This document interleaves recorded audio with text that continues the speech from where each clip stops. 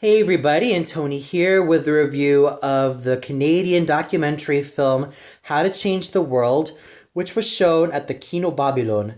This film was directed by Jerry Rothwell. It was produced by Barbara Bowlby, John Brunton, Lorraine Charker Phillips, Dan Cogan, Chris Collins, Ian Darling, Bose DeYoung, Lizzie Frank, Sarah James, Stuart Le Maréchal, Tanya Lowe, Al Morrow, John Murray, Johnny Percy, Jenny Raskin, Ulla Streib, and David Wilkinson, with music by Leslie Barber, and with cinematography by Ben Lichty, and it was edited by James Scott. Now, I didn't really have any expectations for this film. I had zero expectations for this documentary as I've never heard about this film. Of course, this was released like 8 months ago or 9 months ago, back in January 22. So I didn't really see this film when it first came out in theaters. But when I saw this film at the Kino Babylon, I was quite intrigued by this film because this was also a film that also talked about the founding men of Greenpeace, who started out as a bunch of young protesters into the founding fathers of Greenpeace, which is a very well-known environmental organization, and that has still been looked up to this very day. So let's start out with what I thought about the story in this documentary, and even how it managed to move along. I actually felt that it moved along very well. In fact, I actually really felt that the documentary managed to really pace itself well, even though it's about like over an hour and 30 minutes. But still, it managed to pace itself really well, and it wasn't afraid to be gutsy. It wasn't afraid to show anything that can be graphic, but at least they do serve a purpose, and at least they have some tact. I virtually cringed every time I saw a seal being slaughtered, and every time I saw a whale being slaughtered as well. I was cringing like hell. Like, if you were in my position and in the cinema, I probably was really cringing every time I saw those poor seals being mutilated. Yeah, at times you could really see that this documentary was not afraid to go certain places. But it's also to prove a point, because during those times, things like this have happened, and it had to take the courage of men, or these men, to really make a difference and to really put a stop to all types of animal cruelty, and also all types of activities that seem to abuse the natural environment. So I really felt like the story paced itself very well, and it was never afraid to really show its message.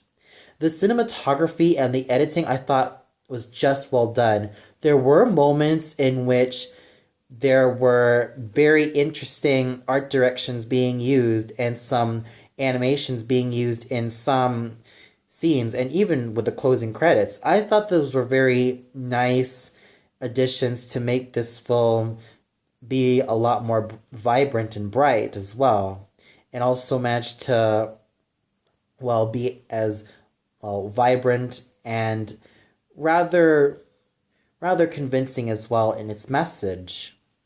And even with the footage, I also felt like every piece of footage was, as much as I hate to sound cliched, very much authentically done.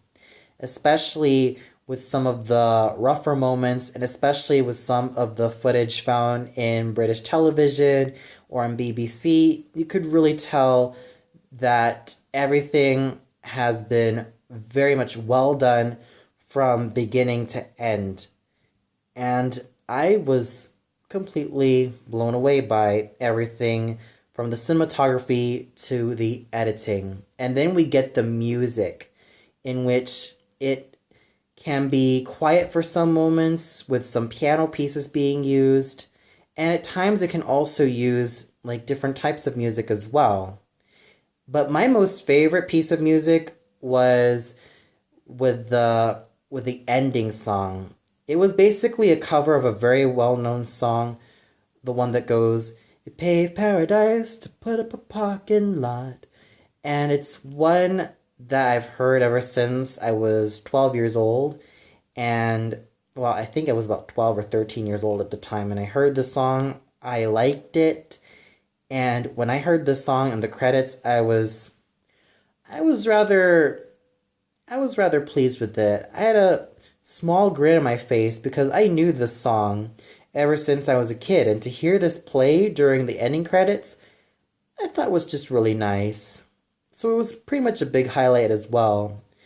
But still, the music is equally as well done, using different types of classical pieces and some grand orchestral pieces alongside some quieter pieces as well to really put some variation. And I thought that the people being interviewed were very honest with themselves. And even though they had a lot of strong opinions about certain situations, I really felt like they were truthful with themselves and even, well, they even managed to be as genuine and true as possible. Well, like the likes of Bobby Hunter, who is Bob Hunter's widow, and even their daughter, Emily Hunter, and Patrick Moore. And even a lot of the other gentlemen and ladies that were in this interview, they managed to present themselves very well. They were very frank about every situation that was faced in their lives, and especially with the lives of these young men who founded Greenpeace. And, well, they were genuine with their words. So overall, I would have to say that this is also a very appropriate day to even review this film, since this is also Bob Hunter's birthday. Well, his birthday was back in October 13th, so it actually makes sense that I review this film in his memory. So with that said, I give this film a well-deserved 4.5 out of 5 stars. It's very much a worthwhile documentary to introduce. Of course, there are definitely some moments in which you probably might feel a bit uneasy because there are definitely some scenes in which they show seal being slaughtered, or seal carcasses, and especially whale carcasses. But despite that, it manages to get its message across, and I still felt like it was a very well done film. Well, that's all for now. Be sure to tune in tomorrow, in which I review The Yes Men. So until then, good night, everybody.